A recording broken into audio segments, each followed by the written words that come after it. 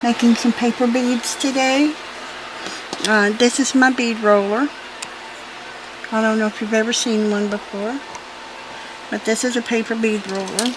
I have my paper here for my paper beads. Okay. And I take my paper out and I decide what side I want to use. And as you can see, this is just like a magazine thing. And you take this bead thing down, and you see it sliding, and see that little opening there? You put your little paper in it.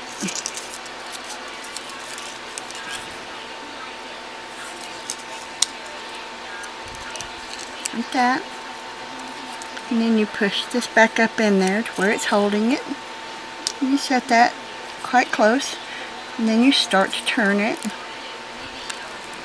Gently at first because you don't want to pull your bead out.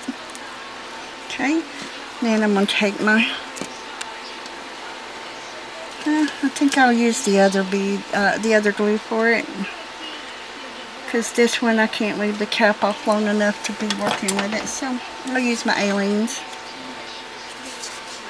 providing I can get the cap off of it. If I can't, I will, because I will use my and I usually leave my glue laying on its side and everything. So, and then I'll take and I'll put me a little glue right here. Of course, this time my glue's been sitting up on its bottom, but you know, that's okay. And I put a little glue there, and I'll bring it around a few rounds. Okay. Then I'll come back and put a little tip of glue back on it, and I'll bring it around a few rounds.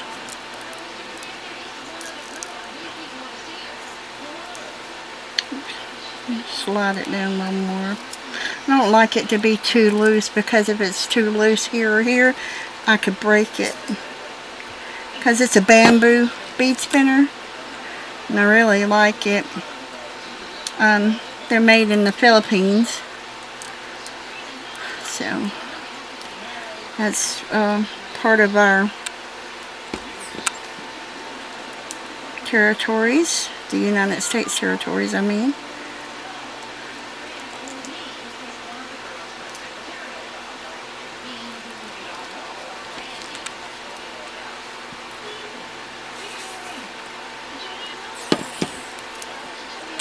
I'm going to do a few rounds. You don't have to put a streak of glue on every round, but you know. About to have to get me some more Aleene's. My Aleene's is about out. Which I'll probably go for the, go get me some Elmer's glue, because it works just about as good as the Aleene's. And here, just slide that over. I'm going to take and I'm going to come down with it here. Come here. It's going to turn loose for me, ain't it? Anyway, I like doing this, and so I guess this is what you call a process video. This is the first time I've tried it. I tried to make a process video, of course. And then you slide this out, and it comes apart all the way.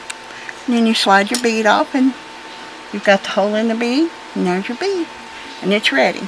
Okay, and then of course you find the flat sides, and you put the flat sides back together. Now I always pull this up to the top because it's easier to do. Put it back together with that all the way to the top there, right? And pull it back down, and there you go. And which this is half of a paper bead is what it is, because of the fact that you need to be able to hold this end together as well as this one, because I don't know, I guess because if you don't, then it's too wiggly, I guess is what I'm trying to say. Alright, and then you got this piece. And then you just take pieces of old magazine or whatever old paper, and you cut it, you know, in slender strips as the length that you want it to be. Okay? And I'm trying to straighten it out a little bit because it's been folded in there. And stick this back up in here like this.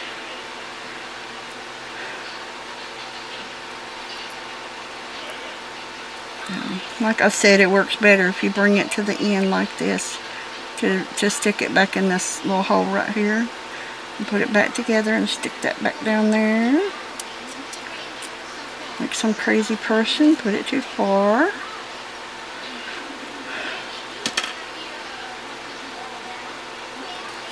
My hands are a little shaky today, y'all. Y'all just bear with me on this.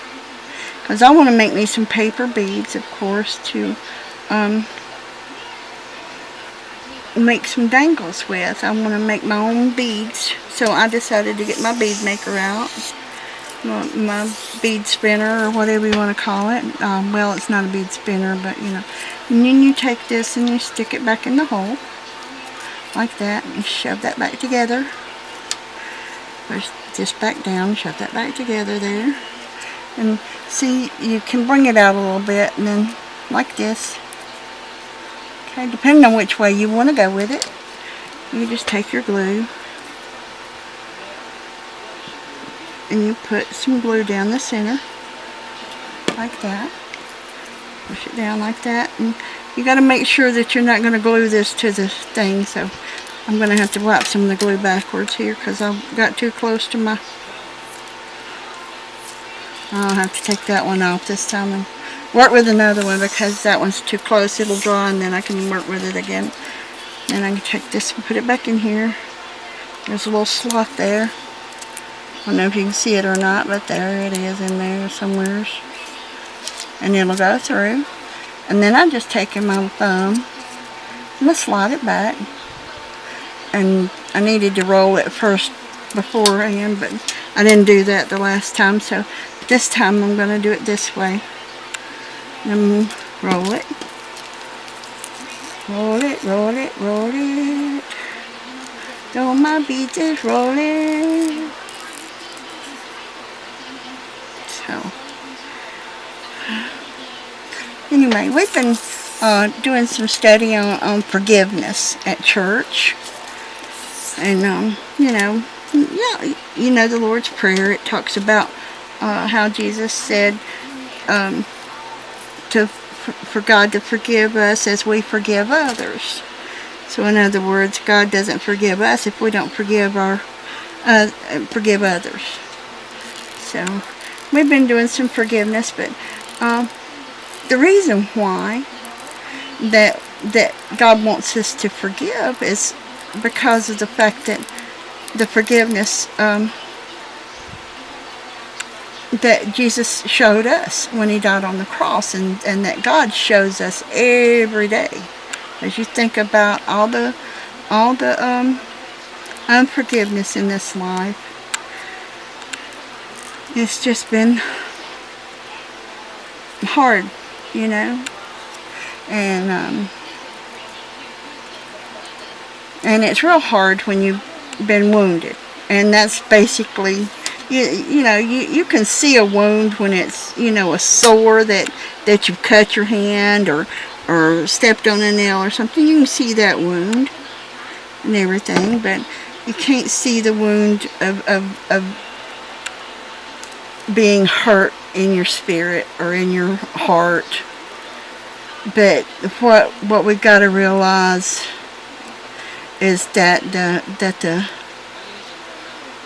the wound that we have is not our wound. It's our wound, but the sin has been committed against God. I guess is what I'm trying to say. The sin has been committed against God, not us. The sin was committed against him.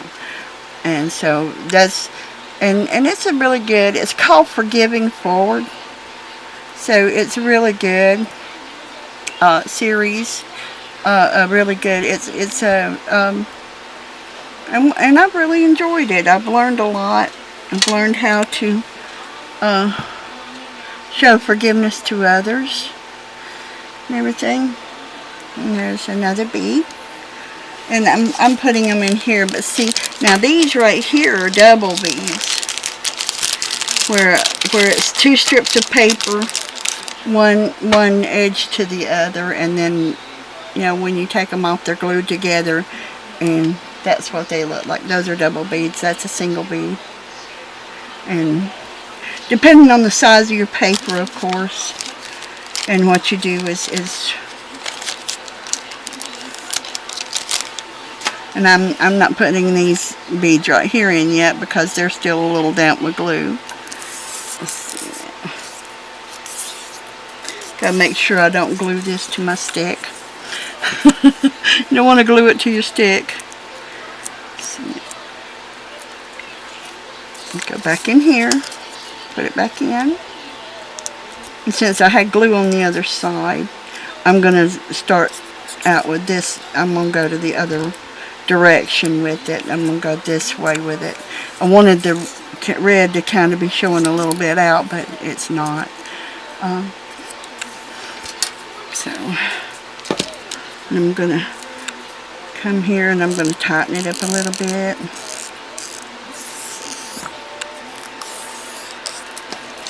I'm going to run me just a little bit of glue down through there.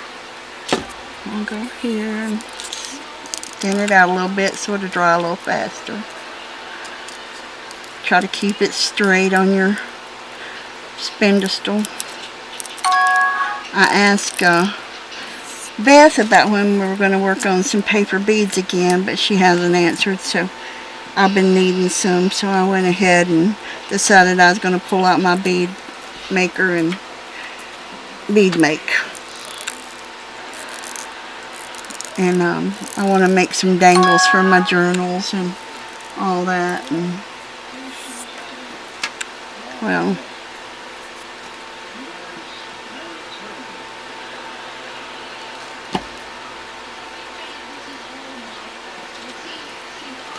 and I know a lot of people use coffee stirrers and they don't use anything fancy and all that stuff. Well, this is not really fancy. It's just easier on me to do this way than it is